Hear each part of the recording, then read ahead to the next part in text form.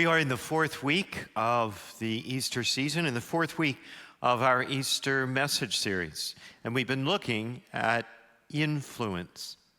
Influence is force. Influence is a force, and it can be a compelling force, affecting the actions and behaviors, the opinions and thought of others, and eventually the outcomes that they experience. We've been looking at influence specifically as regards Jesus of Nazareth, a man who grew up in obscurity, in a working class household, in an impoverished outpost of the Roman Empire. He never wrote a book, commanded an army. He was not wealthy. He didn't even have a permanent address. And yet, he's done more to influence our Western civilization, and in many ways the whole world, than any person who ever lived. Such is the influence of Jesus of Nazareth. How did he do it? Well, we've been reflecting together in the course of this series. He did it by introducing a movement. The New Testament calls this movement the ecclesia. As we've seen, ecclesia is a Greek word for a group of people who come together on behalf of the larger community with the intention of influencing the larger community. The ecclesia isn't only all about, or even primarily about, the people already in the ecclesia. It's also about the people who aren't. Jesus came to start a movement like that, and we, of course, call it the church. Jesus intended the church to be the continuation of that influencing movement that he introduced. And so in the course of this series, we've been looking at ways we, as a church community, as a parish family, can positively influence people around us. And we said last week this series has a very deliberate focus, which is what today's message is all about. The COVID ordeal of the last year has impacted all of us in many ways and raised many concerns. One of the most widely shared concerns is the negative impact it's having on our children and young people. School closures, sports cancellations, social distancing, everything else they've experienced, everything else that's been taken away from them, raises a range of concerns from academic standing to mental health. The purpose of today's message is to invite your support for our next generation ministry by making an investment in that ministry. Specifically, we're looking at one of two ways you can make such an investment. First, make a commitment to serve in the kids or student ministry by serving in some small, simple, specific way in just one of our various programs. Two, for those who cannot serve as well as everyone else, I invite your support through your prayerful support. This summer, we'll be offering a program of prayer for the successful return of our kids and student programs and the successful return to the full active participation of our young people. In today's second reading, St. John reflects, "Beloved, see what love the Father has bestowed on us, that we may be called children of God, and yet so we are." The Almighty and eternal Creator of absolutely everything in the heavens and on the earth invites us into a relationship in which we get to call him Father. He bestows upon us the title of children, beloved sons and daughters of the Most High God. See what love. Another translation says, pay attention to the love God lavishes on us. God lavished his love by sending his Son in order to form a family, his family. Jesus' ecclesia movement is about the formation of his family. And one of our greatest responsibilities and highest privileges as Christ followers is to partner with God to help the next generation know that they're a part of his family and grow in the family. And in this past year, that has become more important than ever before. While our kids and students have experienced many losses in this COVID year, we're determined to make sure that their faith in Christ, their place in his family, is not one of them. Instead, let's meet this moment. Let's meet this moment as an opportunity to rededicate ourselves to the formation, the education, and the celebration of faith that we want our young people to experience here at Nativity.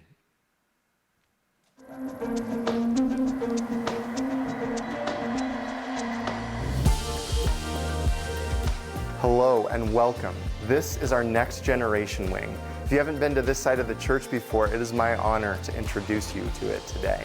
This is the place where we introduce and foster faith-filled relationships for those 6 weeks all the way up to 18 years old. We want them to have deep and meaningful conversations and relationships here. And so we gather as a next generation in this wing. And these particular rooms are our All-Stars rooms. This is the place for preschoolers up to age 5 to gather with their peers, to play, sing, dance, and worship together. They hear stories from the Bible, they're introduced to their heroes and faith, and they are coming to know the Heavenly Father who loves them. The Word of God comes alive for kids and time travelers during Mass. It's designed for kids in grades 1 through 4 to travel through time so that they can hear the same Bible stories that the adults are hearing next door in the sanctuary. And as they do, they learn that God's Word can help them to make wise choices, that they can trust God no matter what, and that God will help them to love with their whole heart, soul, and mind. In these rooms, kids will see everything from science experiments to brain teasers to laugh-out-loud skits that help them to know that Jesus loves them. In Quest, it's our kids' first chance to be in a small group. This is for grades 1 through 4. And we believe that kids worship in Mass, but they grow in circles. They grow in small groups. That's the place that they can build strong, meaningful relationships, that they can ask deep questions. And we want those relationships to continue. So that's why our small groups are consistent from the time that they begin in Quest all the way through their experience in Next Generation Ministry. Preteens take part in Resurrection, our program for middle schoolers. We hope that in one power-packed hour every week, they participate in meaningful games and their conversation in small groups is ignited.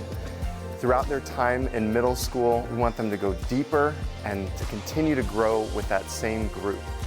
And then through that experience, they can see that the living God is active in their lives. We're proud that we have so many high schoolers who serve, grow, and are part of our Nativity community. Uprising is our program for high schoolers where they're challenged to meet with a small group every week because they need that community to be able to make increasingly adult decisions as they start to think about college and sports and all the activities that they're involved in. We want them to know not just what to think, but how to think. So we ask a lot more questions of this time rather than offering answers. There really is something for every age and every stage of your child's development. We want them to be known and loved when they're here. Now let's meet some of the members of our next generation. When quarantine happened, I felt sad. I wanted to meet my friends. I made new friends in virtual, and I was happy. I was invited one week to Resurrection and decided that it would be fun to go with some new friends, not really thinking much more about it than the fact that they said that dinner was involved and that I was gonna get pizza. So I went and hung out with my friends and was immediately placed into Kelly and Marianne's small group. So there were a couple times where, like, especially in middle school, I would be having like a rough day and I would text one of them and be like, hey, can anybody chat? And they would give me a call and like we would just talk through things, or they would pray over me, and just that like trust that we had with each other just kind of always kept me going. And because of how awesome my small group leaders are, I decided that I wanted to lead a younger group of middle schoolers, and that's when I started being a co-leader or a student leader with the middle school group. And then we formed a student leadership team, and I was one of the first members on that team. And we've planned retreats and messages, and it's helped me grow in my faith and my leadership while also giving back to the church and the program that I started it. I've met many different friends here at small groups with different passions and ideals. Like, some love sports, others love camping. Me, I love music. And just having people come together and just talk about how they struggle with the same challenges that I may face and just have different solutions to face those challenges. It really strengthens my relationship, not with only just my friends, but with God. I think the benefit of having a small group is that you have a lot of things in common with the people in your small group in terms of your faith, how you practice your faith, your age group, that sort of thing. But you also have a lot of things that are different. Your background, your experiences, your family, your relationships, that's all different. So I think having that one central thing to connect on and then bringing all of those experiences in to support that is really what makes it special. So we recently completed our confirmation retreat. I was blown away, not only with the way that the retreat was organized and the way it moved and the way it flowed, but the student ministers were just absolutely incredible. And I think that's so very, very important for our Catholic faith to have those young people that are that have such a solid foundation. And I think that's so very important, not just for Christians, but for us as Catholics, to have those young people to sort of carry on the message for the next generation. Every kid and every student has a story. We want part of that story to be that they love their church and that they know their Heavenly Father. Victoria and Sammy, Justin and Joshua all have had adults and peers who have invested in them and who have heard this portion of their life story. They're part of 592 students that are registered in our student programs this year. And we have hundreds more kids who are participating virtually. Before the pandemic, we welcomed well over 500 kids to our campus each weekend. All of that means that we need an incredible and incredibly large team to serve the next generation. And it's not just the numbers, because for every number, that's an individual who needs to be known and noticed, grown and focused on what matters most. And you are the key to that. You can be part of our next generation team. You would serve a specific age group, either preschool, elementary, middle school, or high school. And we would help you to know developmentally how to laugh with them, have fun, and have great conversations. Our biggest need is for small group leaders, those that show up each week to lead our kids and students. But we have lots of opportunities behind the scenes as well. If you are willing to serve pizza and move furniture with a smile, you can do that as part of our student ops team.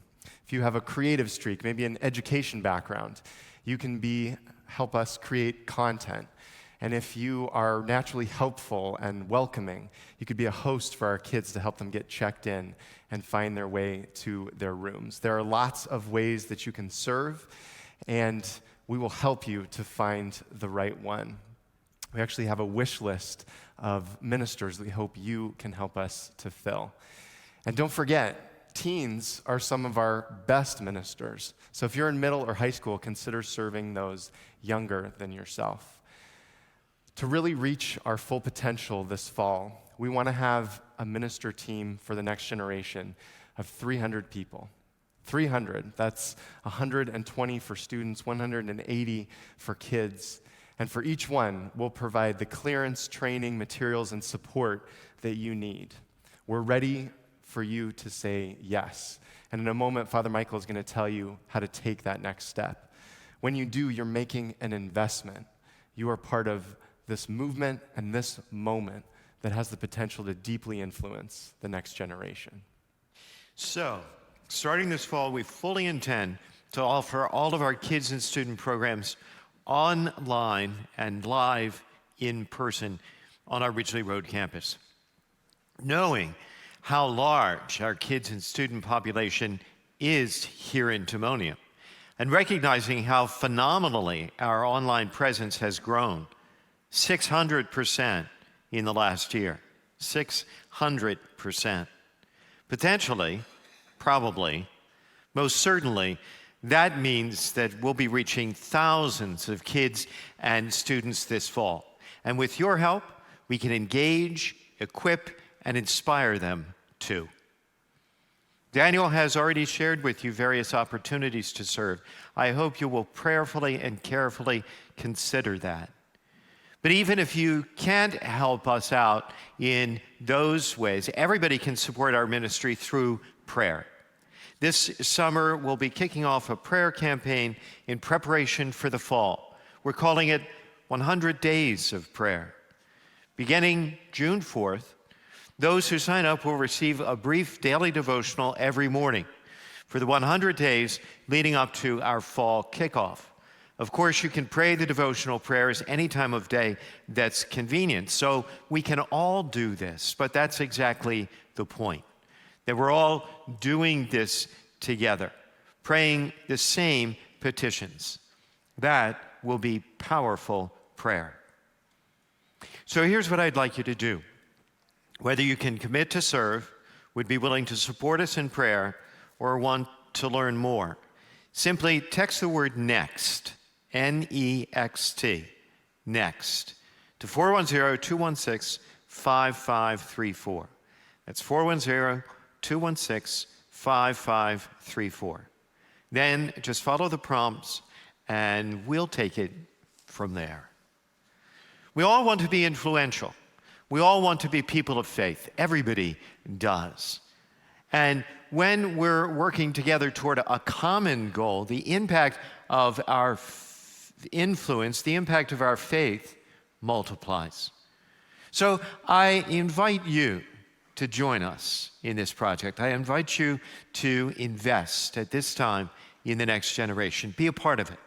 Be a part of it as your investment helps their faith flourish. Be a part of it as they more than double your investment, connecting with their peers and sharing their faith. Imagine, just imagine that kind of influence.